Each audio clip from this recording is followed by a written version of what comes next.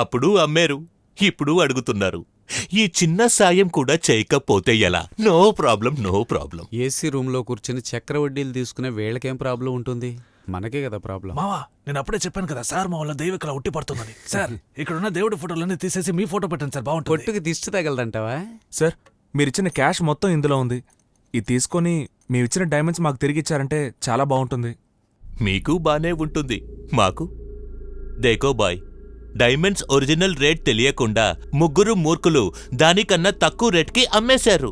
కానీ దీని రేటు వాళ్ళు అమ్మిన రేటు కన్నా డబలు, 1,80,00,000. సంజే సార్, ఊరికే మాతో వెటకారం ఆడకండి.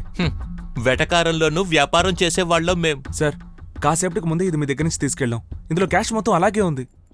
సార్, ఆ డైమండ్స్ తిరిగి ఇవ్వకపోతే ఒక ప్రాణం పోతుంది. సారీ, ప్రాణం కాపాడడానికి నేను డాక్టర్ని కాను, ఇది హాస్పిటల్ కాదు. మీ సెంటిమెంట్ స్టోరీకి నేను మోసపోను. అయితే మరి సుడిగాళ్ళ లాంటి కామెడీ స్టోరీ చెప్పమంటావా? రేపు పెడతా రే, నువ్వు ఊరుకోరా. సార్, ఇదే నా ప్లీజ్ ఫైనల్ సార్, ఆఫర్. దయచేసి ఇచ్చేయండి వద్దంటే సార్. డబ్బు తీసుకోండి.